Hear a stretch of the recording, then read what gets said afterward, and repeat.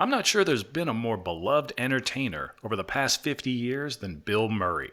We first got a look at him in 1976 as a cast member on Saturday Night Live, where he stayed for 3 seasons. In 1979, he made his big screen debut in Meatballs, which is really an underrated cult classic that I'll probably get to one of these days on here. From that point on, few comedic actors have been as prolific. The man has appeared in not just some of the funniest and most quotable movies over the past 50 years, but in most of them, he either carried the movie or stole it with his performance. And when he's not being awesome in some movie, he seems to be wandering around the world looking to crash your wedding reception or generally being the greatest story you'll ever tell. Bill Murray is a fucking legend. Without much effort, you can probably imagine most of his characters in your mind's eye. When you do that, do you think about quick change?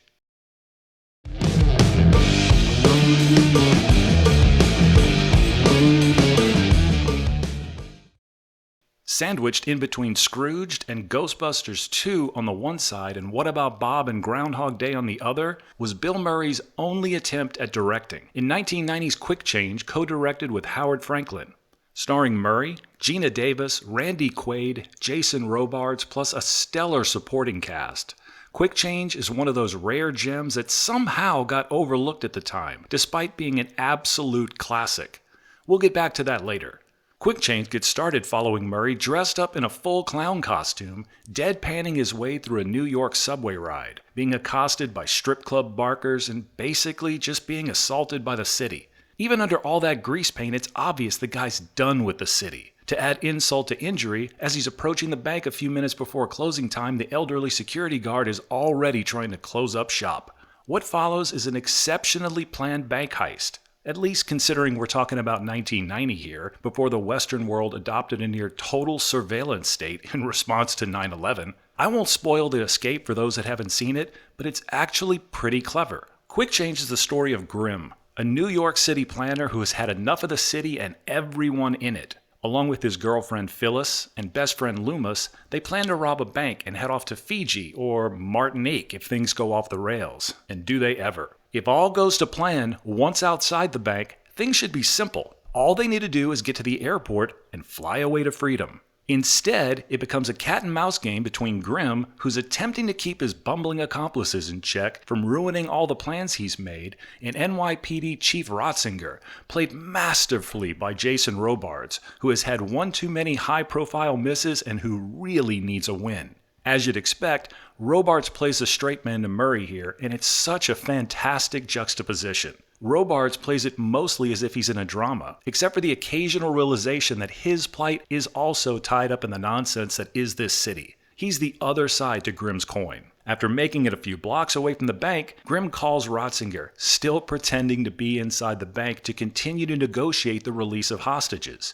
Everything's going fine until Loomis makes a fatal mistake, and soon the day spirals into chaos. Ratzinger finally realizes Grimm is not in the bank, and after interviewing the hostages, realizes Grimm must have had 2 accomplices, a man and a woman. With the passing of each frustrating minute, we're treated to exactly why Grimm wants out of the city. They end up lost and attempt to get directions from people they run into. First, it's some city workers changing street signs who simply tell them, "Hey, today's just taking shit down," and "Hey, it's not our neighborhood." Next, they try and ask a random Hispanic guy holding a mop handle on a bike for directions, and we witness what has to be the world's first bike joust. Or at least the only one ever filmed. They get robbed when asking for directions from a guy posing as a tourist from the Midwest, and are held at gunpoint when going back to Phyllis's old apartment when the new tenants arrive to find them seemingly robbing their TV. When they finally do manage to flag down a cab, the driver doesn't speak English, and the trio even end up walking headlong into a mafia hideout. And the whole time we're watching Grimm try and simply make it to the airport, we have Ratzinger and his assistant trailing behind looking for clues as the 3 bumble their way across the city. Truth is, this movie is simply too good to be forgotten. Great cast, great performances, crisp pacing, absolutely hilarious dialogue, and a movie that you'd no doubt be quoting from all the time if you were more familiar with it. You've got Murray, who in 1990, even though he'd had some high-profile misses in the recent past, was just hitting on all cylinders. This is obviously his vehicle, and he absolutely shines in it. Gina Davis is great as his girlfriend Phyllis, and her comedic timing is dead on here. Randy Quaid is hysterical as Loomis, Grimm's dim-witted but faithful sidekick who's been at his side since childhood. In addition to the main three and Robarts, you've got cameo appearances by Philip Bosco, Bob Elliott, a scene-stealing appearance by Phil Hartman, Kurtwood Smith, and early appearances by Tony Shalhoub and Stanley Tucci. Each gets just enough time to make an impact, and Murray seems confident enough to get out of the way and let them be funny. I also have to mention the score by Randy Edelman and Howard Shore, the latter of whom most of you probably recognize from his work on the Lord of the Rings trilogy a decade later. The music sets the perfect frenetic backdrop for what should be an easy escape, but what turns into a day-long nightmare. At its heart, Quick Change really isn't a bank robbery movie, even though that's what it's wrapped up in. That obviously kicks us off, but the movie is far more about the mundane bullshit which drags us all down and our ability to overcome it, especially those in large metro areas. We see it from Grimm, who's grown tired of beating his head against the bureaucracy at work and the idiots he sees around him daily. We see it from Ratzinger, who even says, "You realize they're probably somewhere in the third world by now." Yes, sir. Someplace nice. All we've got going for us is the city.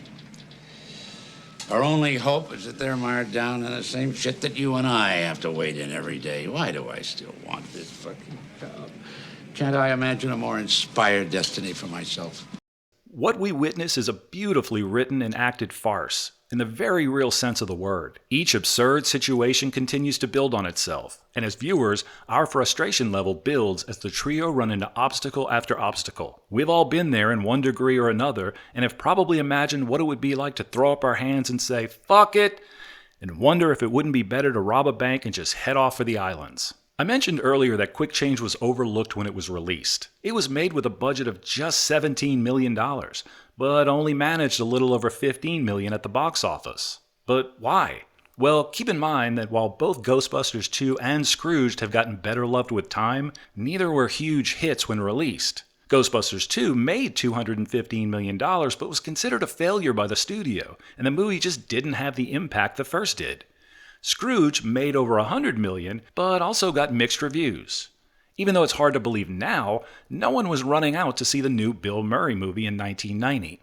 Oh, and did I mention that it was released on the same day as Ghost on July 13th, 1990, which went on to make over $200 million and was the highest grossing movie of the year and had a huge cultural impact? Die Hard 2 was released a week before. Days of Thunder, a week before that. Arachnophobia released a week later. Presumed Innocent, 2 weeks after that. The little movie about the clown robbing a bank kinda got lost in the shuffle. And to top it off, Quick Change never seemed to get that bump many movies did back then to gain cult status after its release by getting stuck in a solid rotation on one of the old cable channels like USA, TNT, or runs on late night HBO or Showtime. It just seemed to vanish. And the truth is, I missed it when it was released. I only found it while working at a video store in college in the early 90s and immediately fell in love with it and began recommending it to anyone who'd listen. I'd never had anyone bring it back and say they didn't love it, and I can't recommend it enough here. If you love Bill Murray and you've never seen Quick Change, or at least haven't seen it in a while, do yourself a favor and track it down. Or, don't. I'm not the boss of you.